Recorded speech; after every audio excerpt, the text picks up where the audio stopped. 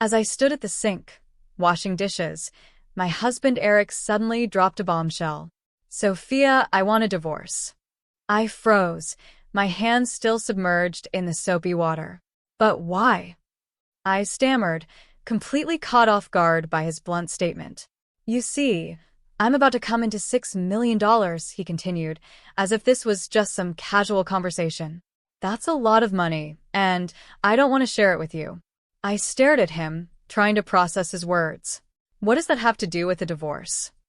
Eric sighed, leaning against the counter. "The truth is, I only stayed with you for the money. Your salary isn't much, but it was something. I've tolerated this marriage because it paid some bills, but once I get that money, I don't need you anymore. I want to live my life stress-free, and that means being alone. So let's just end this." His words hit me like a ton of bricks, but I knew right then and there that this was my chance to break free from the exhausting life I had been leading. "Fine," I replied, my voice steady despite the storm brewing inside me. "If you're going to have that much money, sell the house. It'll pay off the mortgage and we can both move on." Eric looked a bit taken aback by how easily I agreed. Maybe he expected a fight or tears. But I wasn't going to give him the satisfaction. Instead, I walked over to the living room, grabbed some papers, and slammed them onto the table. This was my opportunity to say goodbye to the man who had drained me emotionally for far too long. "My name is Sophia. I'm a preschool teacher who loves kids, and I met Eric through a mutual friend. He's 2 years older than me, and for the first few years, we were happy. We bought a house, talked about having children, and for a while, it felt like life was going in the right direction. But then everything changed after we got married. Eric's personality took a drastic turn. He became obsessed with money, and that obsession seemed to cloud every conversation we had. Before we got married, he used to tell me how admirable my job was, how he respected the work I did. But those compliments faded away quickly. "All you do is play with kids all day, Sophia," Eric would say, his voice dripping with disdain. "I'm out here busting my butt while you've got it easy." His hurtful comments became a regular part of our conversations. He started to call me a freeloader, even though I worked just as hard in my own way. Being a daycare teacher is no walk in the park. Every child is unique, and we're responsible for their safety and well-being. It's a huge responsibility, but Eric never saw it that way. No matter how much I tried to explain, he refused to understand, and his words stung deeply. We had been married for 8 years, and the reason we didn't have children was because of him. "If you've got time to think about babies," he'd say, "you should be working more. Don't even think about quitting your job just because you want a child. We have bills to pay, Sophia." Every time I brought up the idea of starting a family, he would shut me down so harshly that I eventually stopped mentioning it. Eric made more money than me, sure, but the difference wasn't huge. Yet he acted like he was leagues above me, as if I contributed nothing to our life together. I took pride in my work, and being constantly belittled by him was devastating. His cruel words cut deep, and more often than not, I found myself crying alone after he had gone to bed. Recently, Eric had been talking more and more about wanting to be alone. "I could easily live on my own," he'd say. "I'm only sticking around because it's convenient for now." I couldn't understand why he always looked down on me. It didn't make sense. And even though he was working overtime more often, I knew it wasn't translating to more income. I kept close track of our finances, and his salary wasn't going up, no matter how many extra hours he put in. "Maybe if you worked harder, I wouldn't have to pick up the slack," he'd snap at me. "You should be grateful for what I do." But I wasn't buying it. The numbers didn't lie, and his paycheck remained steady. When I pointed this out, he flew into a rage. "Do you know who's keeping this lifestyle afloat? I could leave you any time, Sophia. Don't forget that." His words felt like a threat, and I could feel the tension between us growing thicker with each passing day. He hadn't been like this before we got married, and I found myself wondering how things had gotten so bad. The final straw came during a visit to his parents for Thanksgiving. His mother, with her usual warmth, offered us tea and asked, "It's been 8 years since you two got married, right? Sophia, you used to say you wanted kids soon. Have you thought about it? You're not getting any younger." I was just about to speak when Eric cut in. "Mom, we're not having kids."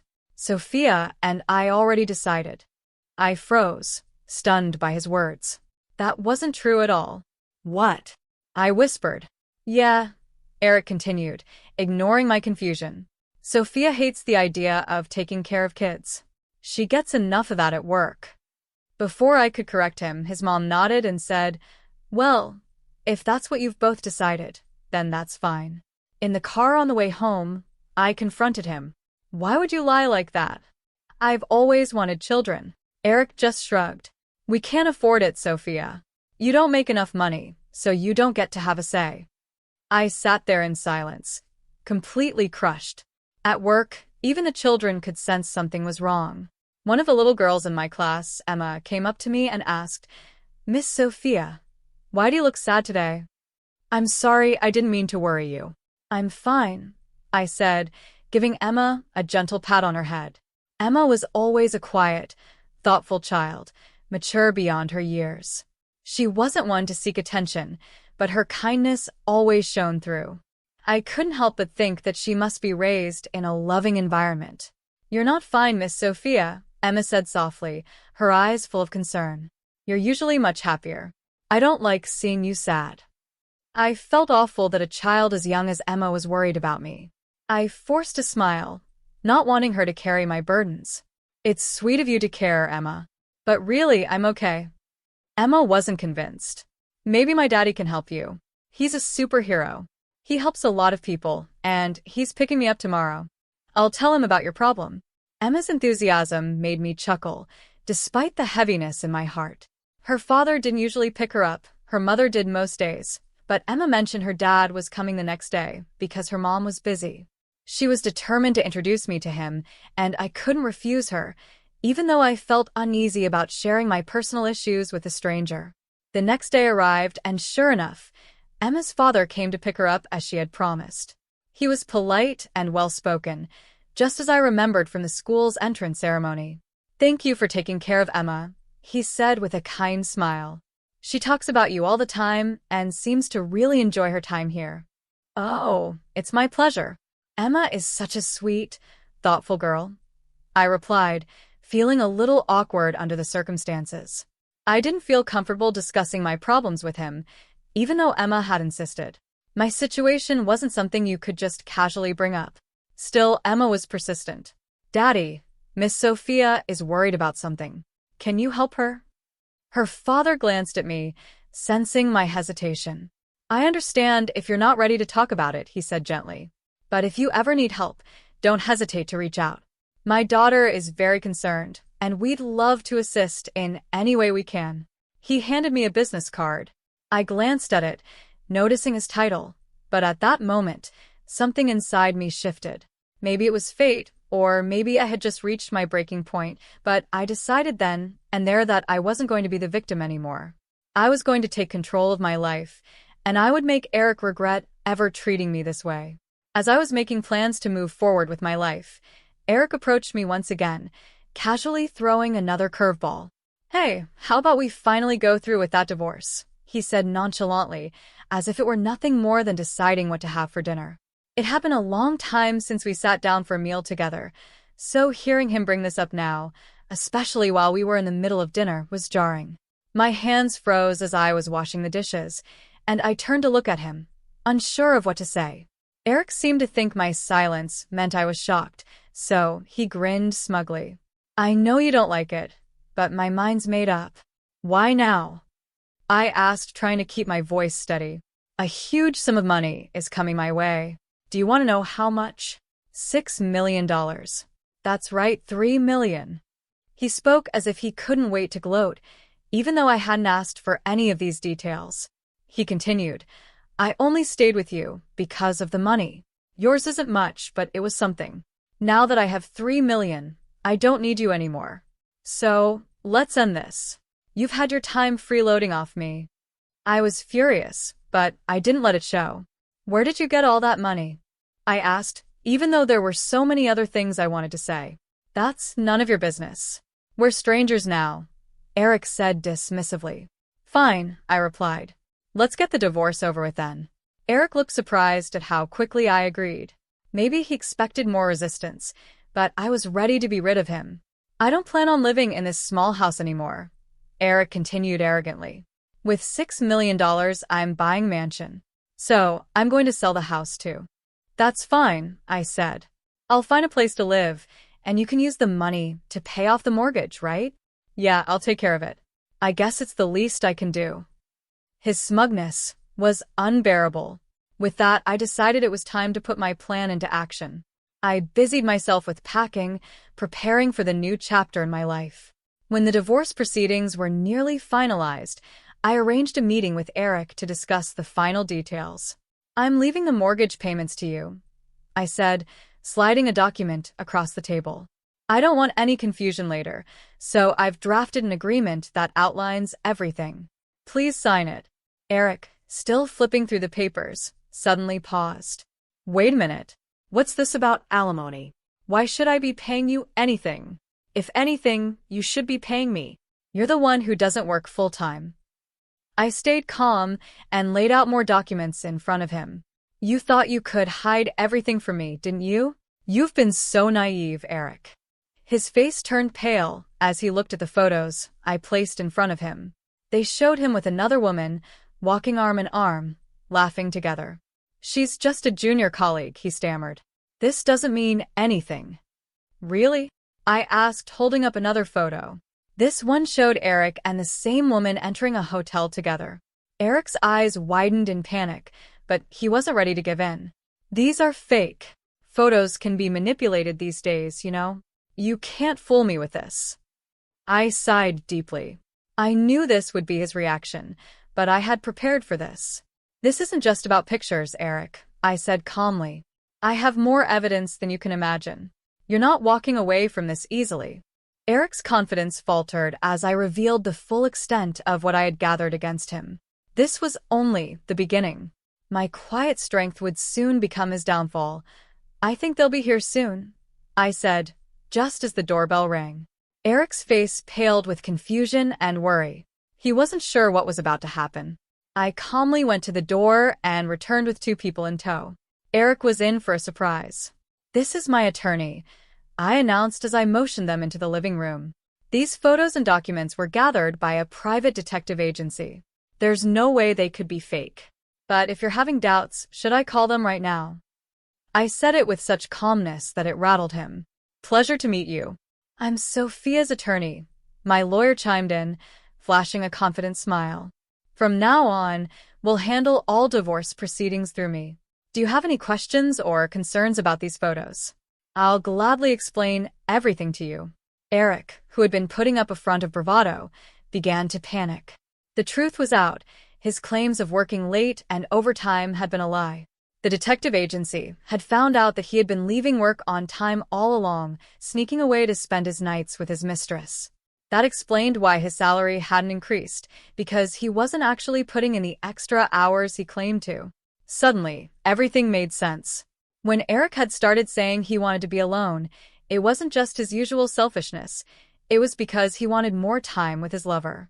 And now, his affair was out in the open, leaving him with nowhere to hide. Emma's father had been right when he stepped in to help me.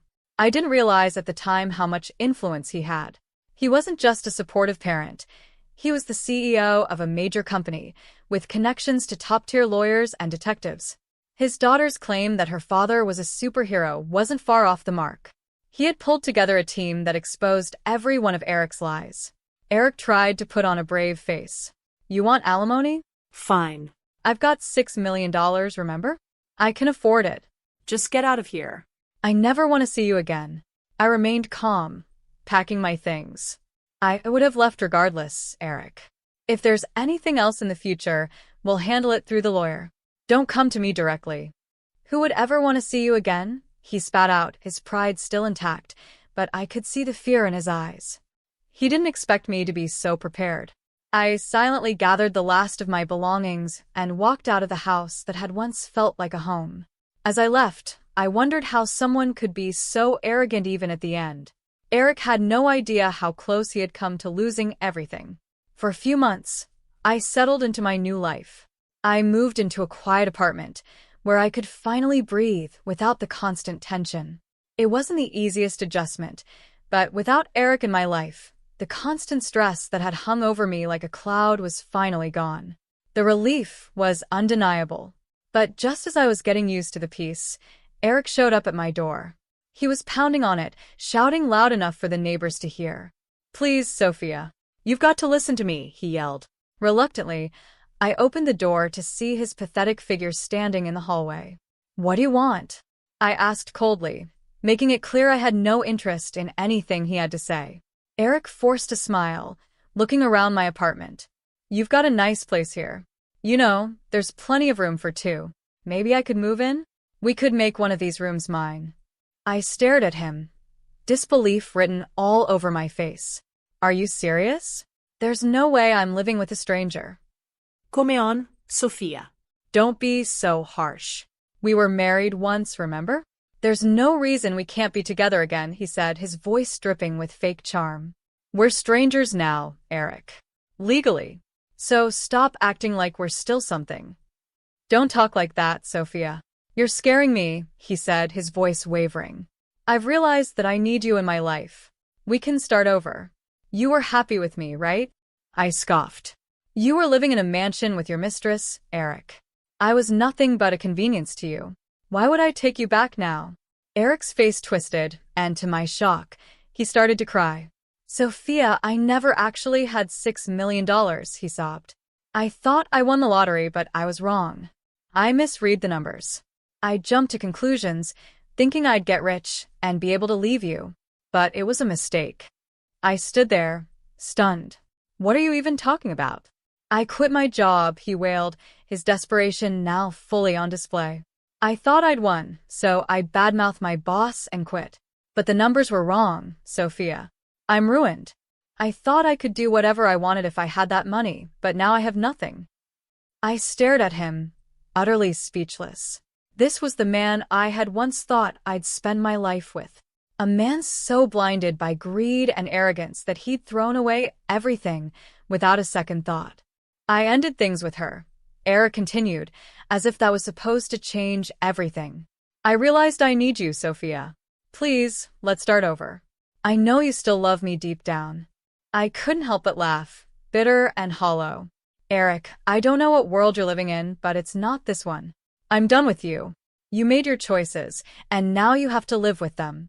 Please," he begged, tears streaming down his face. "Help me. I'm broke, and I need you. I can't go back to my job, and without the money, I have nothing." His words meant nothing to me. There was no sympathy left in my heart for him. He had dug his own grave, and now he was trying to drag me back into the mess he had created. "You should have thought about that before you treated me like dirt," I said, my voice cold. "This conversation is over. Leave." As I watched Eric stumble out of my apartment, I felt nothing but a sense of closure. This was the final chapter of our story, and for the first time, I felt free. "I didn't have any money, and she stopped contacting me," Eric muttered, his voice filled with defeat. It seemed his mistress had abandoned him, and I wasn't surprised. Who would want a man who was divorced, jobless, penniless, and now homeless? "That's why I can't pay my loan," he continued, desperation creeping into his tone. "I don't have anywhere to live, Sophia. You're my only hope." I remained calm, though inside I was boiling with frustration. "I told you I don't care. And if you stay here any longer, I'll take action. Don't forget the agreement you signed when we divorced. If you break your promise, I can claim 5 times the alimony." Eric's face twisted in anger. He raised his hand, and for a split second, I thought he might actually hit me. "Is that what you're going to do now?" I asked coolly. "If you lay a hand on me, I'll call the cops immediately. You'll be charged with assault. And just so, you know, this apartment complex has security cameras. Even if you run, they'll catch your face clearly." His face turned pale, and he lowered his hand. He knew he couldn't win this one. "Get out now, or I'll report you for trespassing," I added, my voice steady and firm. At the mention of a report, Eric's panic grew. Without another word, he fled, and I heard the sound of someone tumbling down the stairs. I didn't even bother to check. I simply shut the door and locked it behind me, finally closing that chapter of my life for good. Since that day, Eric never returned. Later, I received a visit from my in-laws, who came to apologize. They seemed genuinely shocked by the whole situation, clearly unaware of the depths their son had sunk to. When I asked them how Eric was doing, they explained that he had fractured his leg while fleeing that day and had been hospitalized for 2 months. The medical bills added up quickly, and with his mortgage and alimony payments hanging over his head, Eric was in a tough spot. He had tried begging his former boss to take him back and allow him to work from home, but it was too late. He'd burned that bridge when he quit in such a rude manner. His old employer had no interest in rehiring him. In the meantime, Eric's parents had to step in and cover his alimony payments, along with his mortgage. It was clear that Eric was going to have a difficult time ahead of him, but he had no one to blame but himself. Once my life had settled down, I decided to pay a visit to Emma's house. Her father had been instrumental in helping me turn my situation around, and I wanted to thank him personally. When I told him everything had been resolved, he smiled warmly. "I'm glad to hear that, Sophia," he said. "I've always wanted to meet you in person since Emma talks about you all the time. I didn't expect it to be under these circumstances, though. All I did was make a few calls," he added humbly. "I'm just happy everything worked out." Emma, standing nearby, beamed up at me. "I'm so happy to see Miss Sophia smiling again." Her innocence and kindness were truly heartwarming. In many ways, Emma had been the catalyst for this entire journey. Without her, I may have never met her father, and I might still be stuck in that toxic relationship. She really had changed my life, and I was overwhelmed with gratitude. As I stood there, I reflected on everything that had happened. My husband had looked down on me for being a preschool teacher, but it was because of my job and the people I met along the way that I had found the strength to reclaim my life. I realized how important it is to cherish every encounter and every person who comes into your life. Now, I loved my job more than ever. It wasn't just a job, it was part of who I was. And because of it, I was able to move forward. I felt stronger, more confident, and more determined to keep doing my best, both for myself and for the children like Emma, who looked up to me. The future felt bright again, and I knew that, no matter what challenges lay ahead, I was ready for them.